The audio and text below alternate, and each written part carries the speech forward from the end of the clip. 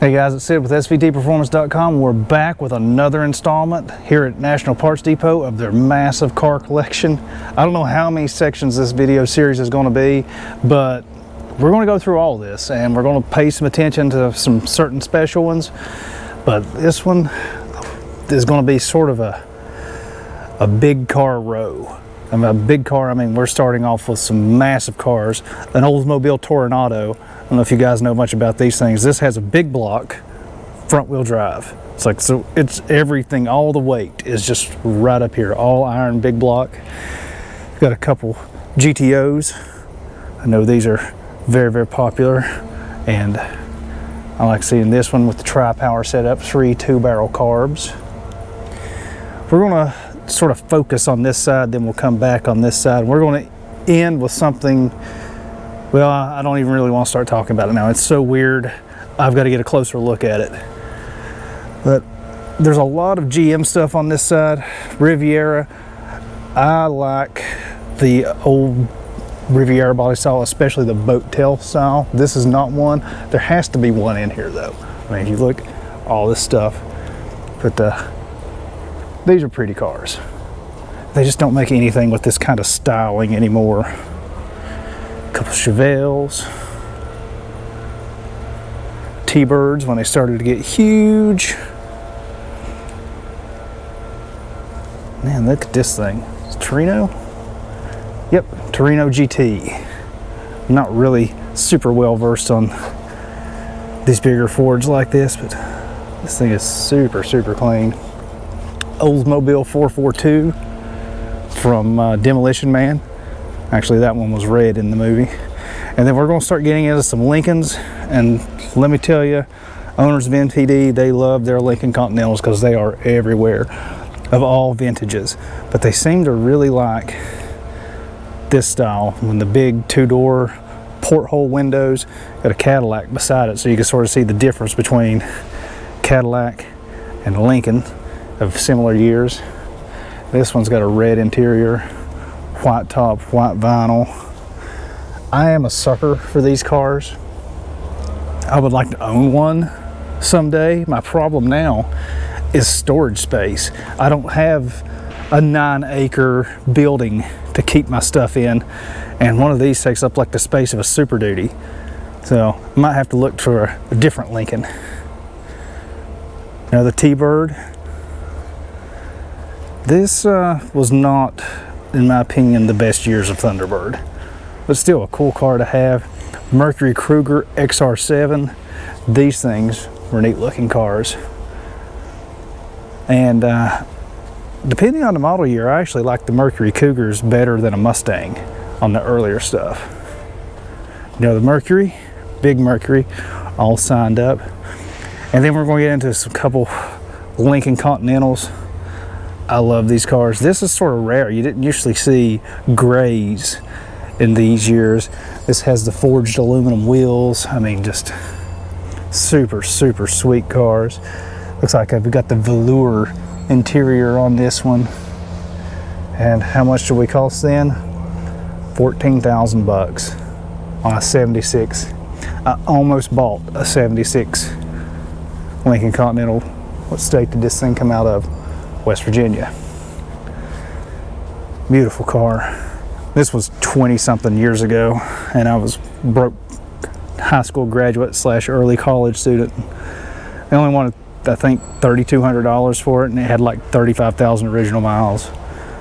Not quite as clean as these. I mean, these doesn't look like it's even been sat in. This is another one with the velour interior, another $14,000 one.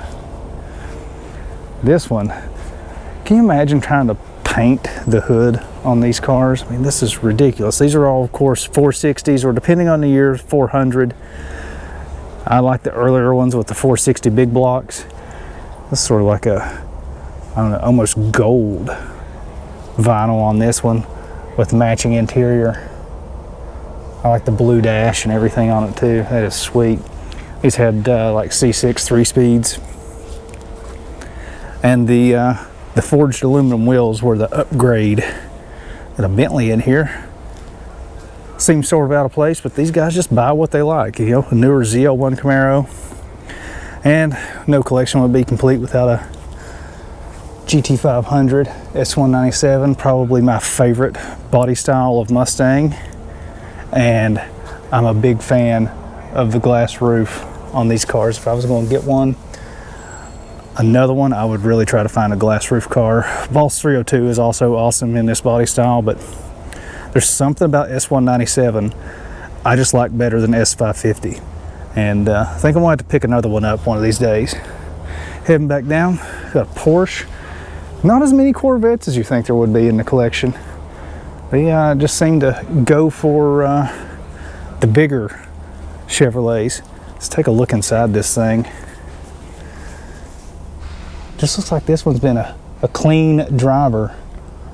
But that dash in these early Corvettes is just beautiful. 4-speed, as it should be. Nice car. Really nice paint work on this thing too. Beautiful car.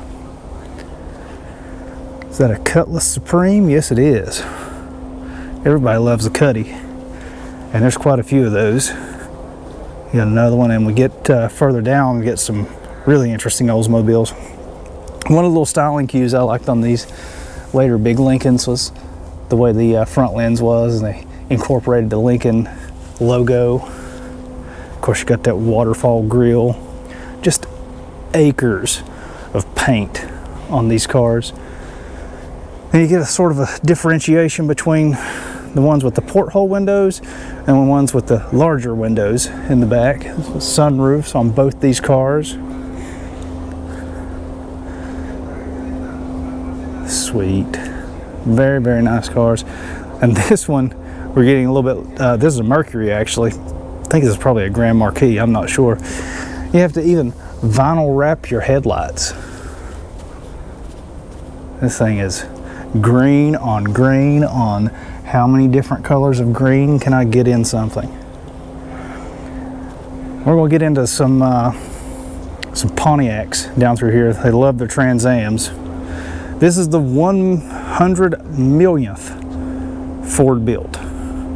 Crazy. And it was a box body, apparently, out of New Jersey.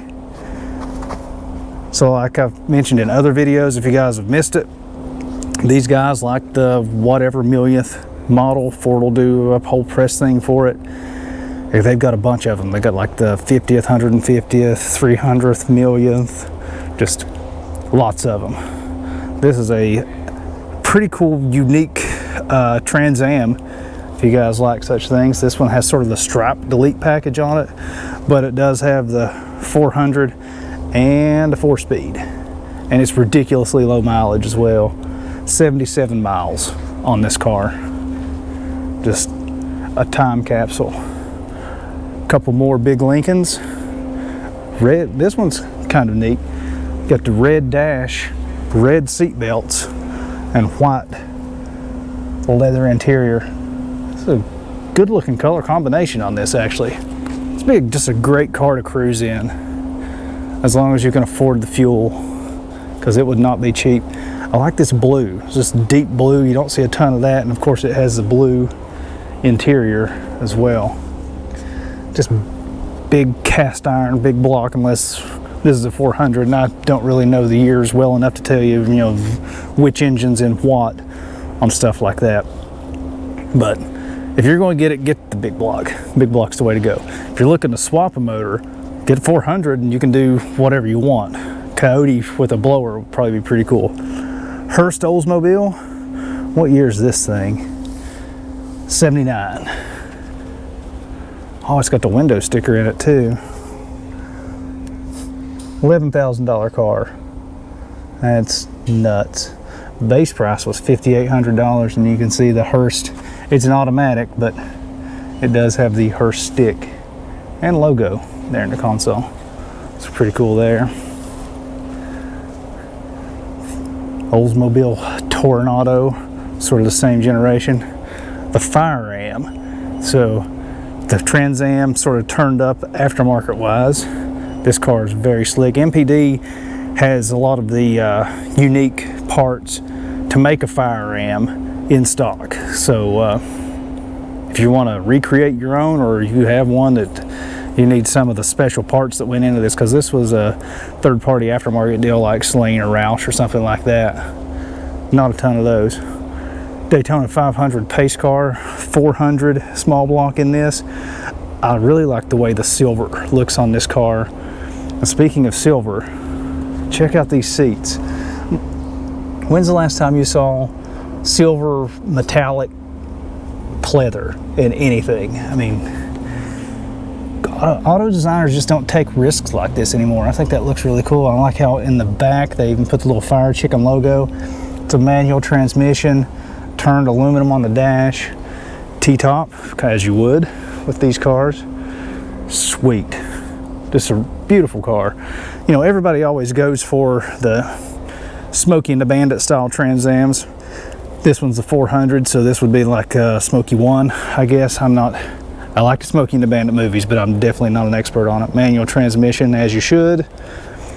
But supposedly, the owners of NPD in their collection, I'm not sure it's here, maybe it's tucked away further in the back, or it might be in one of their other locations. So if you want to see some of these cars, they move them around to their different stores all over the country. You know, California, North Carolina, Michigan, then here in Florida, out front in the customer pickup area, basically.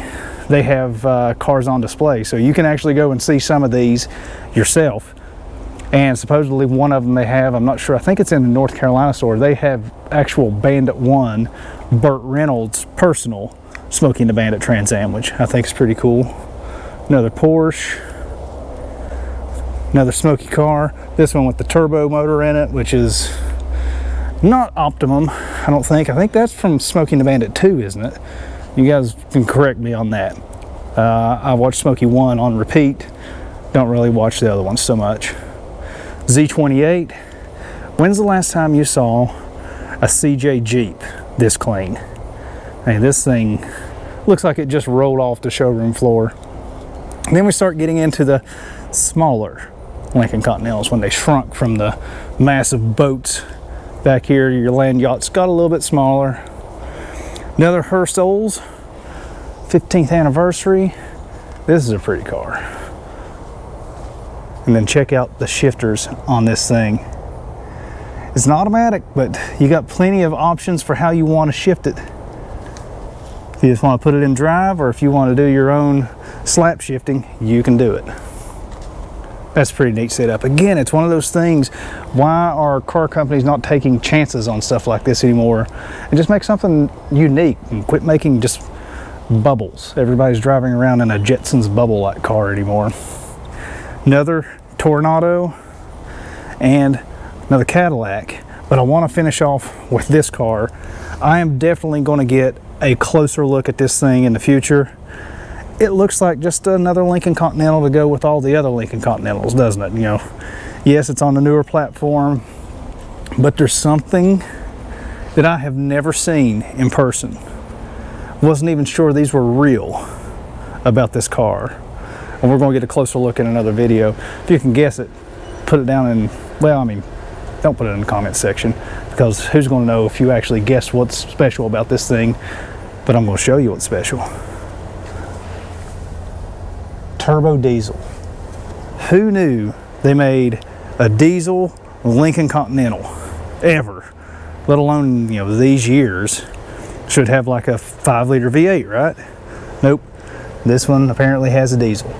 So we're going to get the hood popped on this thing in another video, take a closer look at it, and just really get in there and smell that late 80s goodness. And if you want to see any of these other cars in any of the other videos we've done, like I said, links in the description below. This is a whole series covering all this stuff. Even Mustang Alley, tons of Ford stuff. There's a sweet Boss 429 that's modified. And then we go further back, there's even crazier stuff in the back. We haven't even made it there yet, but we're going to. So don't worry, if you want to see any of these cars a little bit closer, let's take like a 10-minute video and just go over all the little bits and pieces and talk about the history of it. Let me know. You can put it down in the comment section, you know, definitely like and all that kind of stuff. You can put it in the comment section and I might see it, but if you definitely want me to see it, I will take time out and do that. I've got a link in the description below down to SVTPerformance.com where we have a bunch of photos from in here and all the other videos from this series. If you post it over there, I am guaranteed to see it and I will respond to you personally. And we'll try to get that done because I want to preserve this stuff the way they are preserving it. I want it to be preserved on YouTube for everyone to enjoy. In case you can't make the trip down here, I mean, this is not a museum. This is a private collection. You can't just come see this stuff. So if I can get the opportunity to show off what makes this thing weird and special, why wouldn't you want to? So let me know what you guys would like to see. If there's anything in particular, maybe you've never seen a big block turn the wrong way or something else, let me know over on SVTPerformance.com, which is your source for the latest news, reviews, and information on your favorite Ford-powered vehicles.